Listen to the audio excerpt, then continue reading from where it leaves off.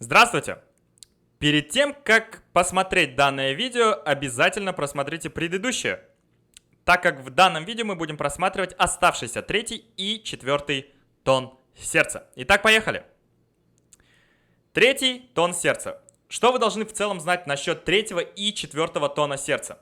Аускультативно третий и четвертый тон сердца у взрослых и пожилых людей мы услышать не можем. Третий тон можно будет услышать в норме у детей, у худых детей, и то такое бывает достаточно редко. Кто-то говорит о том, что можно услышать, кто-то говорит о том, что нельзя услышать, поэтому делают акцент именно на том, что третий тон чаще всего слышится именно у худых детей. В целом, третий и четвертый тон сердца аускультативно мы не слышим, но третий и четвертый тон сердца можно будет зарегистрировать при помощи такого аппарата, который называется фонокардиограф. Это аппарат, который усиливает звуки и регистрирует их. Третий и четвертый тон аускультативно мы слышать не можем, так как они являются под пороговыми. То есть, другими словами, человеческим ухом аускультативно услышать данные тоны невозможно. Они очень-очень-очень тихие. А теперь, что обозначают третий и четвертый тон сердца, когда они формируются и за счет чего они формируются?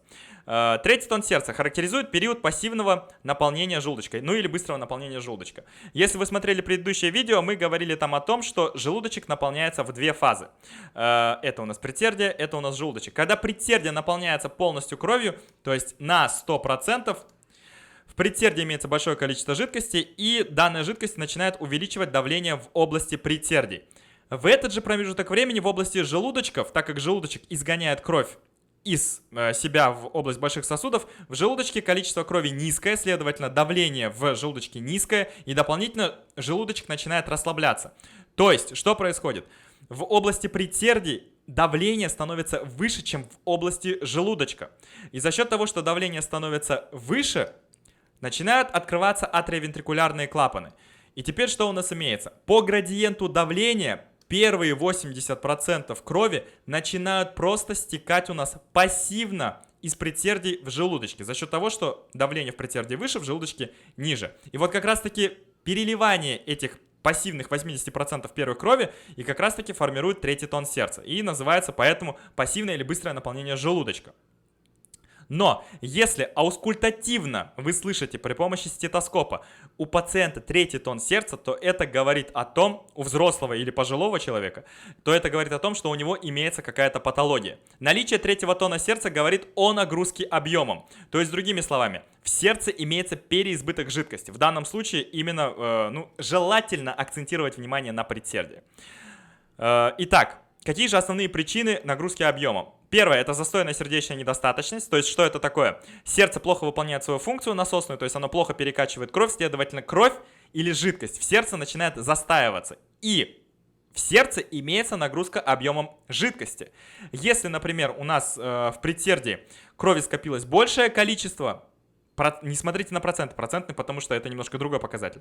Если абсолютный показатель начинает увеличиваться, следовательно, когда предсердие начинает перегонять кровь в желудочек, большее количество крови начинает выходить, и, следовательно, больше имеется эффекта как раз-таки слышания звука. И второе – это регургитация атриовентрикулярных клапанов в сильной степени тяжести. Обязательно посмотрите предыдущее видео для того, чтобы понимать, что это такое. Регургитация атриовентрикулярных клапанов формируется из-за недостаточности смыкания атриовентрикулярных клапанов. Когда желудочки полностью наполняются кровью, желудочек выбрасывает кровь в аорту, ну или, например, в легочный ствол, и при этом атриовентрикулярный клапан должен быть закрыт, но он не закрыт. И поэтому во время сокращения желудочка часть крови переходит в большие сосуды, и часть крови регургитирует назад.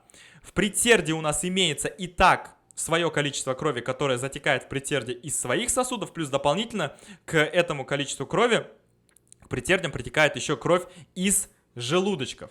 И, следовательно, когда в следующий раз предсердие будет перегонять кровь обратно в желудочке, уже будет перетекать большее количество крови из предсердия в желудочке. И данное большее количество крови как раз таки будет и вызывать третий тон. Называется третий тон как вентрикулярный галоп. В данном случае обязательно третий тон воспринимайте как именно аускультативный. Третий, четвертый тон есть у всех, но аускультативно при помощи стетоскопа вы можете услышать не у всех. И, как правило, это говорит о патологии. Итак, давайте послушаем, что же это такое.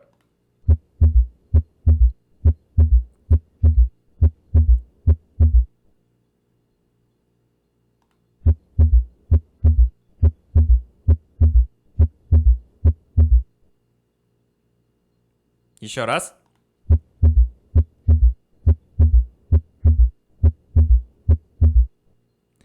Мы слышали тоны, именно тоны, не шумы. То есть шумы это как шелест листьев, либо какое-то жужжание. А в данном случае тон это как удар сердца. И что теперь у нас здесь имеется? Что мы увидели? Так, у нас это S1, здесь это S2, и обратно у нас имеется S1. От S1 до S2 у нас формируется систола, и потом формируется у нас диастола. Диастола это как раз таки наполнение желудочка кровью. И наполнение желудочка кровью будет происходить в два момента. Один из этих моментов, как раз таки самый первый момент, это пассивное наполнение желудочка или быстрое наполнение желудочка, когда затекает в желудочек 80% крови. И как раз таки в данном случае, если имеется патология, мы слышим это на период диастолы, как ранний диастолический тон, не шум, а именно тон. То есть в самом начале диастолы, когда 80% крови пассивно будут перетекать в желудочек, мы это слышим таким вот образом. То есть как третий стук в самом начале после S2, то есть после второго удара. Надеюсь, с этим ясно.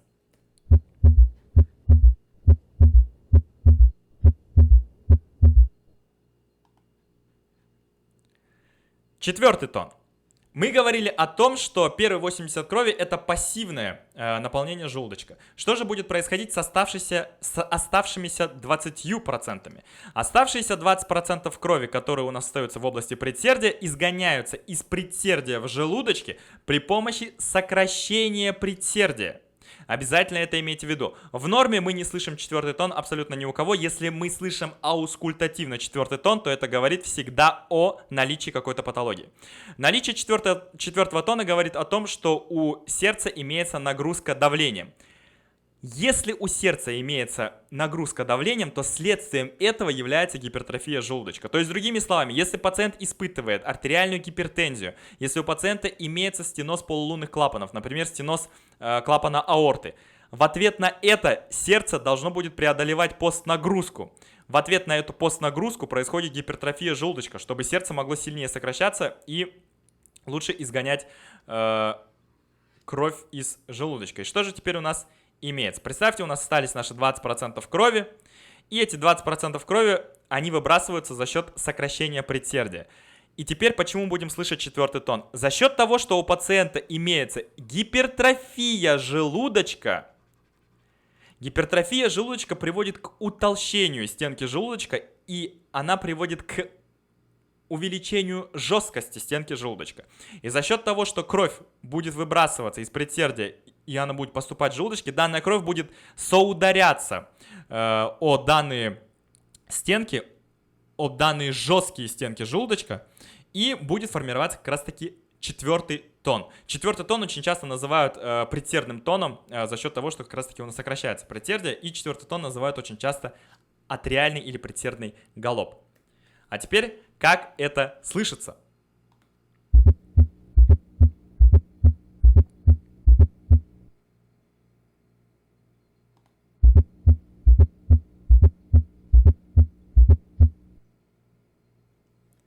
Что у нас теперь здесь имеется?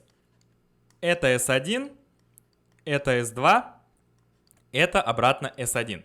Учитывая тот факт, что четвертый тон формируется за счет того, что у нас идет сокращение предсердия оставшихся, и данное сокращение изгоняет оставшиеся 20% крови, то это будет происходить к концу диастолы. То есть это у нас систола, это у нас вот это вот все систола, а вот это у нас все диастола. Так как это все будет происходить к концу диастолы, мы как раз таки слышим это ближе к концу, или поздний диастолический тон, или можно сказать пресистолический тон, так как это происходит перед S1. Точнее не перед S1, а именно вот здесь вот так вот, если это показывать. Систола, диастола, систола. Перед S1 или перед систолой. Можно сказать поздний диастолический тон или пресистолический тон. Надеюсь, с этим ясно. А теперь, дабы вы понимали, как формируется первый, второй, третий, четвертый тон, вкратце. У нас имеется S1, у нас имеется S2, у нас обратно имеется S1. То есть вообще в целом, что из чего состоит? Это у нас диастола. И диастола состоит из двух компонентов. Она состоит из пассивного наполнения желудочка, как раз таки, что формирует у нас S3, и за счет активного наполнения желудочка, за счет S4. То есть это 80% крови, это 20% крови. И они являются компонентами диастолы. Надеюсь, с этим ясно.